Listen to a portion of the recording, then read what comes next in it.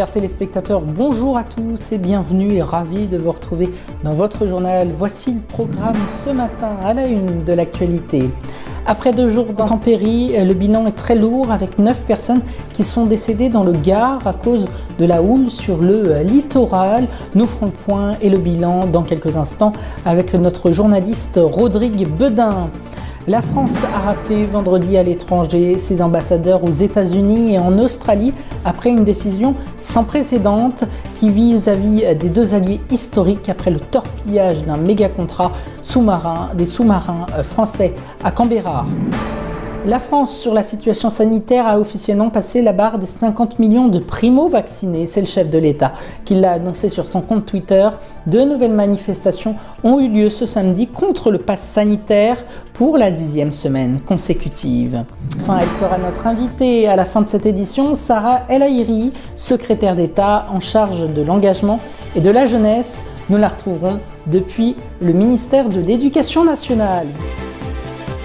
Avant de développer ces titres, cette information qui nous est parvenue ce samedi, une voiture a foncé dans 2 restaurants faisant 6 blessés près du château de Fontainebleau à Fontainebleau. Vous pouvez retrouver les dernières informations sur notre compte Twitter AR1 Info. Le bilan des intempéries dans le Gard est très lourd. Après des violents orages, ce mardi et ce mercredi, le littoral méditerranéen a été frappé par un phénomène de houle provoquant la mort de 9 personnes selon le bilan des autorités. C'est ce que l'on voit avec ce reportage signé Maïki Suplon. Cette semaine, l'état de catastrophe naturelle a été déclenché par le ministre de l'Intérieur Gérald Darmanin dans le Gard ce mardi, et qui a été confirmé par le porte-parole du gouvernement Gabriel Attal ce mercredi. Des orages et des records de pluie ont été battus.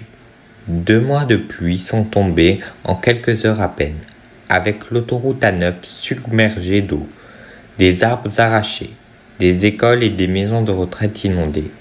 Le bilan est très lourd, avec 1 personne qui a été blessée par la foudre. 9 personnes en tout sont mortes dans l'Hérault, dans les Bouches-du-Rhône et dans l'Aude. Météo France a levé la vigilance orange jeudi après-midi. Ce phénomène de houle est dû généralement à cause d'une dépression lointaine qui se propage sur plusieurs centaines de kilomètres. Et partons tout de suite à l'étranger. L'ancien président algérien Abdelaziz Bouteflika est mort à l'âge de 84 ans. Il avait été chassé du pouvoir en 2019 après des manifestations massives contre sa volonté de briguer un nouveau mandat. Il est décédé à l'âge de 84 ans ce vendredi. Toujours à l'étranger, à la demande du président de la République, j'ai décidé du rappel immédiat à Paris pour consultation de nos 2 ambassadeurs australiens et aux États-Unis. C'est ce qu'a annoncé le chef de la diplomatie française, Jean-Yves Le Drian. Dans un communiqué, cette décision exceptionnelle est justifiée par la gravité exceptionnelle des annonces effectuées le 15 septembre par l'Australie et les États-Unis, a-t-il ajouté à sa déclaration. Et le secrétaire d'État américain et Anthony Blinken et M. Le Drian seront donc tous les 2 présents à New York la semaine prochaine pour un grand rendez-vous annuel sur la diplomatie mondiale. Revenons en France à présent où la situation sanitaire évolue avec 17 jours de retard. Elle a atteint son objectif de 50 millions de primo-vaccinés, soit 74% de la population. Mais où en est-on de la campagne de vaccination et de la situation sanitaire en France sur fond de manifestations anti-pass? C'est ce que nous dit Rodrigue Bedin dans ce reportage.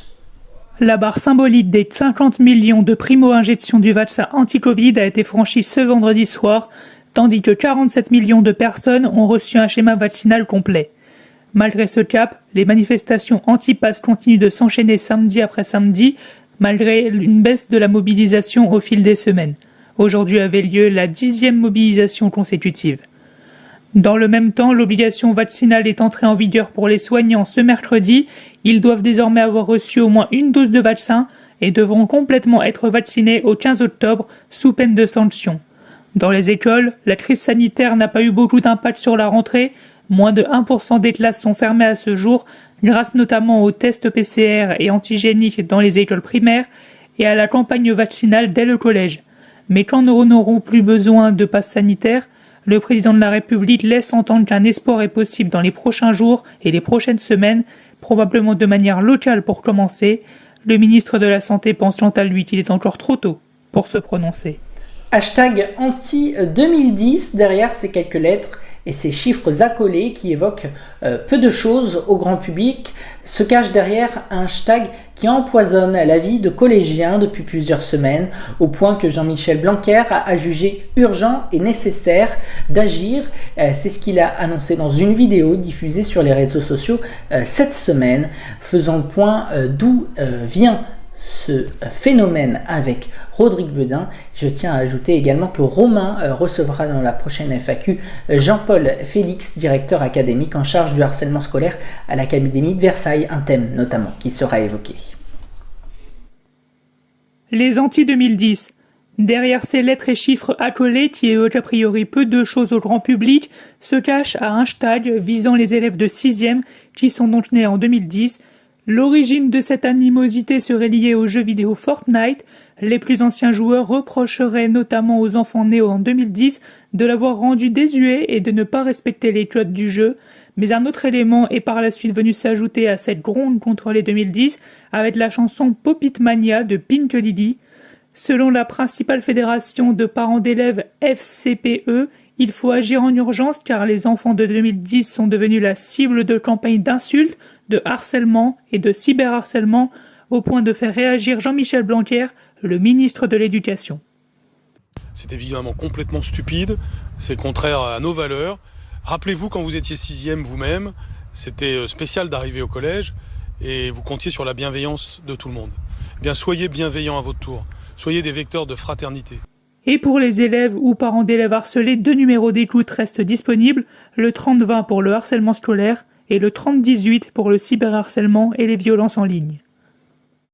Je me trouve à présent au ministère de l'Éducation nationale avec la secrétaire d'État Sarah El Haïry. Bonjour. Sarah El Haïry, merci d'avoir accepté mon invitation ici au ministère de l'Éducation nationale. Je le rappelle, vous êtes secrétaire d'État en charge de l'engagement et de la jeunesse auprès du ministre M. Blanquer en charge de l'éducation nationale. Si je peux me permettre, c'est à vous que nous devons le service national et universel, le CNU.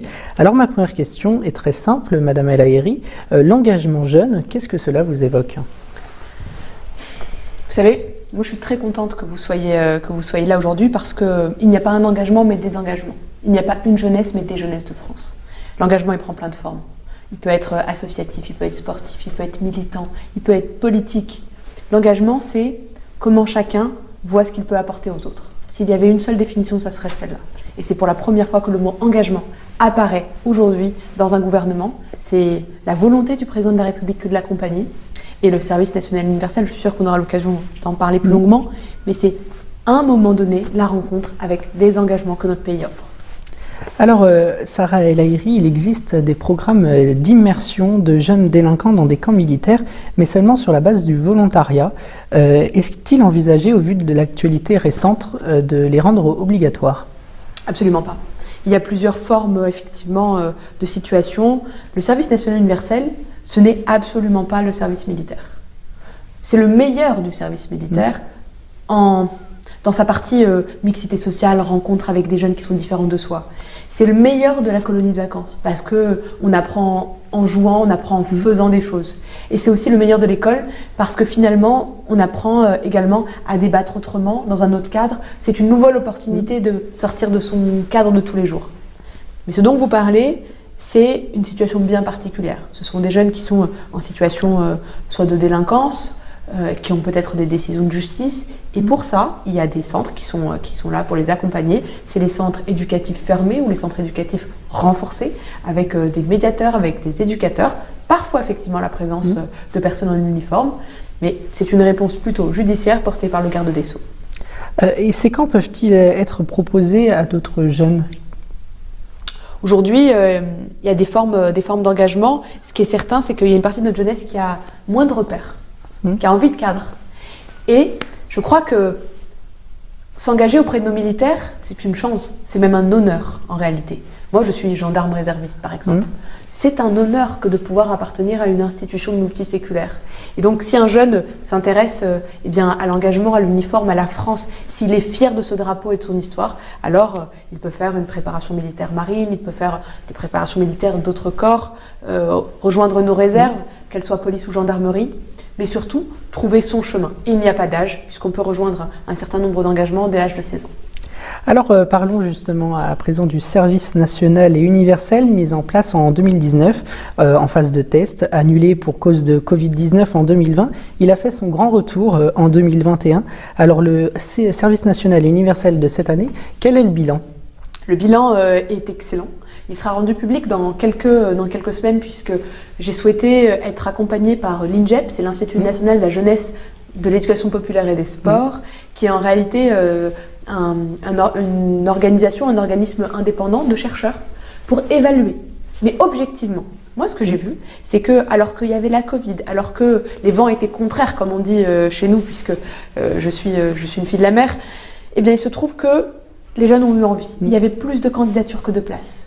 Plus de 30 000 candidats qui ont souhaité participer. Cette année, il y a eu au minimum un centre par département. Plus de 130 centres. Plus de 20 000 jeunes ont participé au service national universel. Plus de filles que de garçons aussi. Des missions d'intérêt général qui ont déjà commencé cet été.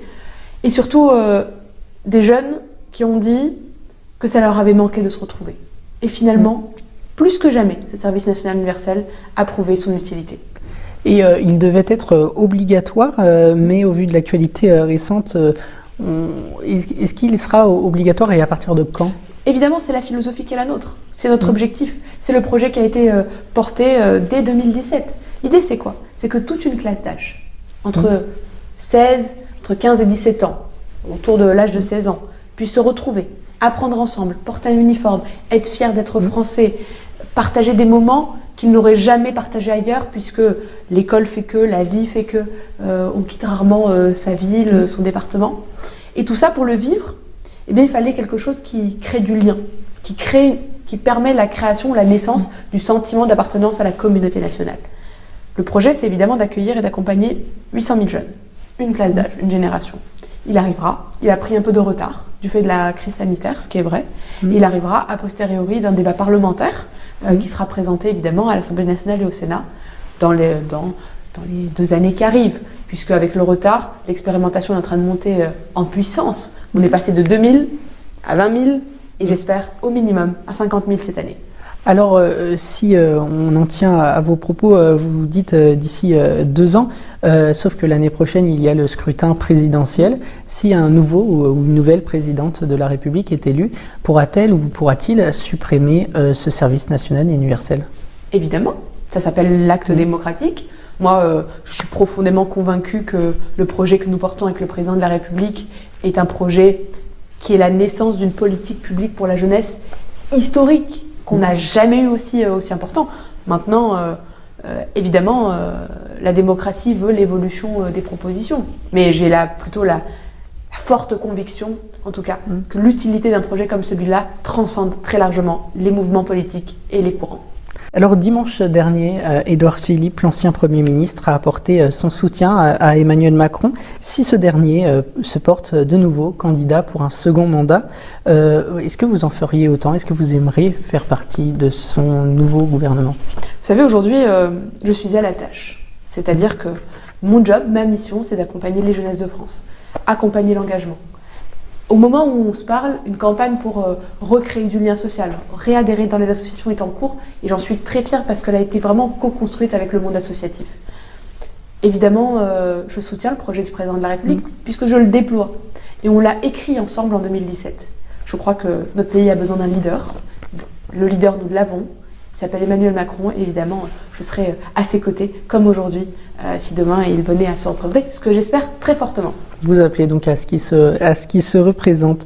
Et en 2017, Emmanuel Macron s'est dit le candidat des jeunes en 2017. Pendant la crise sanitaire, beaucoup de jeunes ont déploré que les mesures prises pour les aider étaient pas à la mesure de ce qu'ils attendaient. Est-ce que vous reconnaissez ce retard ? Des retards, il y en a eu, bien sûr. Qui pouvait imaginer l'évolution de cette crise? Qui pouvait imaginer qu'une crise aussi mondiale pouvait s'abattre, pas que sur notre pays, mais sur le monde entier? Personne. Personne. Par contre, ce qu'on a fait, et on l'a fait très humblement, parce que en plus j'y étais, donc je peux d'autant plus en témoigner, on a essayé d'améliorer étape par étape. Soyons très clairs. Au tout début, ça a été d'abord pour accompagner les étudiants. Ensuite, c'était pour accompagner et protéger les jeunes actifs. Ensuite, ça a été d'accompagner ceux qui étaient déjà sur le marché du travail pour qu'ils ne perdent pas leur job. Et on a fait quoi? On a mis en place un plan qui s'appelle le plan Un jeune, une solution. C'est 10 milliards d'euros. On n'a jamais eu un soutien aussi massif à la jeunesse. Maintenant, est-ce qu'on peut encore mieux faire? Est-ce qu'on peut encore mieux faire? Bien sûr, et heureusement, sinon tout serait parfait. Donc oui, l'engagement, il continue. Et surtout, je crois, et j'ai la certitude que nos jeunesses, elles méritent d'être regardées chacune comme elle est, avec ses forces et ses faiblesses, et d'accompagner chacune d'entre elles. Alors justement, le plan Un jeune, une solution que vous avez mis en place avec la ministre du Travail Elisabeth Borne, en quoi il consiste en quelques mots? Un jeune, une solution, c'est 10 milliards d'euros pour accompagner deux choses. Insertion sociale, insertion économique. Insertion sociale, c'est quoi? C'est le lancement de la boussole. Quand je suis arrivée au ministère, on m'a donné un catalogue comme ça de mesures, de dispositifs, d'aides. Mais c'est impossible de s'orienter dans tout ça. Et donc, on a mis en place une sorte de QCM où on dit qui on est et on vous dit toutes les aides auxquelles vous pouvez prétendre. Pourquoi? Pour lutter contre les inégalités d'accès à l'information. Pour lutter contre le fait que les jeunes ne puissent pas accéder aux aides et donc du coup lutter contre le non-recours aux droits. De l'autre côté, l'accompagnement des besoins. Et d'ailleurs, Un jeune, une solution a évolué au fur et à mesure. On a commencé par des jobs étudiants. Ensuite, ça a été des jobs d'été, ça a été des stages, ça a été des CDI, ça a été des services civiques. Et aujourd'hui, c'est du mentorat et du tutorat. Le plan Jeune, une solution, c'est d'abord ce qui remonte des jeunesses. On y apporte des solutions, on y apporte des réponses et surtout, on leur dit, on s'occupe en réalité de la tuyauterie, peu importe. Ce qu'il vous faut, c'est un lieu pour trouver la formation et une solution, quels que soient vos besoins ou vos problématiques. Sur le thème de l'écologie à présent, quel est le bilan du gouvernement en presque 5 ans avec les trains de nuit qui ont été remis en place, sur l'éolien, l'aéroport de Nantes? Est-ce que justement vous y étiez opposé à l'aéroport de Nantes? Effectivement, j'avais milité contre le transfert. Moi, je milite depuis mes 17 ans. C'est pour ça que je considère que le militantisme, c'est quelque chose, c'est un engagement, qu'il soit politique, associatif ou syndical. On est des écologistes, mais on est des écologistes pragmatiques, on n'est pas des idéologues. Moi, ce que je sais, c'est que la semaine dernière, je suis rentrée de Venise, parce qu'à Venise, il y avait un grand congrès sur le Green Deal. J'ai débattu avec les jeunes Européens sur comment on doit écrire, quels sont les enjeux de notre temps. Mais on n'est pas des yakas faucons. Concrètement, qu'est-ce qu'on a fait? On accompagne le changement des véhicules pour avoir des véhicules plus propres. On installe et on développe des éoliennes en mer pour avoir du mix énergétique. On ferme des centrales à charbon. Concrètement, ça c'est très concret. On interdit les suremballages, on interdit les pailles en plastique. On accompagne l'économie circulaire. On fait des chèques pour rénover son logement parce que oui, l'écologie et les économies, ça va ensemble. Et l'écologie populaire, elle existe. L'écologie, c'est pas des grands mots, c'est pas des grandes phrases ou des la révolution, pas du tout. C'est une transformation en profondeur, mais je crois qu'on doit embarquer tout le monde. C'est pour ça qu'il y a eu le grand congrès mondial de la nature à Marseille, où j'ai été d'ailleurs, parce que la biodiversité fait partie de cette transition environnementale. Le climat en fait partie. On a vu cet été les incendies, les inondations. C'est à l'œil nu, on s'en rend compte de cette urgence. Par contre, il y a ceux qui crient au loup et ceux qui font. Nous, on fait partie de ceux qui font. Et justement sur l'éolien ou encore les trains de nuit qui ont été remis en place, quel bilan on peut en tirer? L'objectif, il est très simple. Baisser notre empreinte carbone, augmenter le mix énergétique. Avec, le développement d'un nucléaire propre, puisqu'aujourd'hui, il est nécessaire d'en avoir, et c'est mieux que les centrales à charbon, puisque ça pollue moins. Au large de Saint-Nazaire, j'ai eu la chance avec le Premier ministre et Barbara Pompili et Agnès Pannier-Runacher d'inaugurer les premières éoliennes qui sortent offshore, c'est-à-dire en mer, au large de Saint-Nazaire. C'est la première fois qu'on a ça en France. Vous savez, moi je fais partie des faiseux et pas des diseux. Ça veut dire quoi concrètement? Ça veut dire que quand je regarde notre bilan environnemental, Oui, on a des lois d'avancée. Oui, on a des actions très concrètes. Et en plus, on accompagne les nouvelles générations à ça. Avec Jean-Michel Blanquer, on accompagne les éco-délégués pour la première fois. Pour la première fois de notre histoire, on a des éco-délégués dans tous les collèges et les lycées de France. Pour la première fois dans tous les établissements scolaires, on a de la lutte contre le gaspillage alimentaire. Pour la première fois en France, eh bien oui, nous n'avons plus de paille. Il suffit d'aller dans n'importe quel fast-food de notre pays pour se rendre compte que non, il n'y a plus de paille en plastique. Parce que oui, ça tue un certain nombre de mammifères marins et pas que. Et tout ça, c'est pas des mots, c'est pas des grandes phrases grandiloquentes, c'est très concret et c'est nous qui l'avons fait. Merci beaucoup, Madame El Aïri. Avant de se quitter, place à la météo avec Rodrigue Bedin. Bonjour Rodrigue, alors quelles sont les prévisions de cet après-midi et de ces prochains jours ? Bonjour Davian, bonjour Madame la Ministre et bonjour à tous. Le temps va changer effectivement dans les prochains jours avec des nuages abondants de la Normandie au Massif central et dès cet après-midi jusqu'aux Alpes où des précipitations sont fréquentes avec de la neige dès 2200 mètres. Des nuages parfois accompagnés d'averses, notamment sur l'ouest du pays, alors que sur les régions du nord et en Méditerranée, le vent soufflera avec parfois jusqu'à 90 km/h sur les caps les plus exposés. Les températures, quant à elles s'échelonneront cet après-midi entre 16 et 21 degrés sur l'ensemble du pays, un peu plus chaud au sud, 24 degrés à Marseille, Montpellier, 25 degrés à Perpignan, 27 en Corse et jusqu'à 28 degrés du côté de Nice. Votre tendance pour les prochains jours, lundi, un temps très nuageux sur les 3/4 du pays, avec un risque d'averse plus ou moins net selon les régions. Mistral et Tramontane souffleront modérément avant des conditions plus calmes et de belles éclaircies qui arriveront à partir de mardi, notamment sur les régions du nord. Au sud, le temps restera couvert avec des averses soutenues et orageuses entre la région PACA et la Corse. Mercredi, toujours des averses, cette fois des Pyrénées, des orages en Corse. Ailleurs, alternance de nuages et de belles éclaircies de la Gironde au nord-est. Les températures, quant à elles, peineront à atteindre la normale sous une ambiance relativement fraîche pour un mois de septembre. Voilà Davian, c'est à vous pour la fin du journal.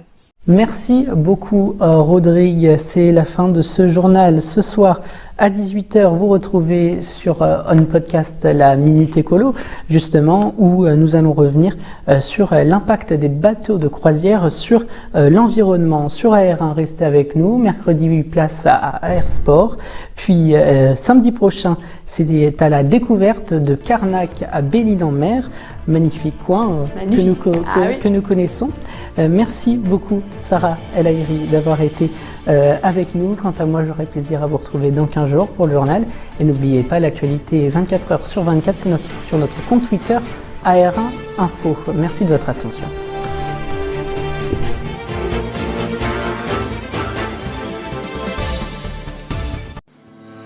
Mercredi à 16h, vous avez rendez-vous avec AR Sport pour décrypter toutes les actualités sportives des dernières semaines présentées par Guillaume. Puis samedi à 10h, le match découverte devient à la découverte. Nouveau nom, mais aussi nouvelle formule 100% terrain pour encore plus de découvertes et d'évasion. Romain vous emmène avec lui en Bretagne, de Carnac à Belle-Île-en-Mer. Bonne semaine avec AR1.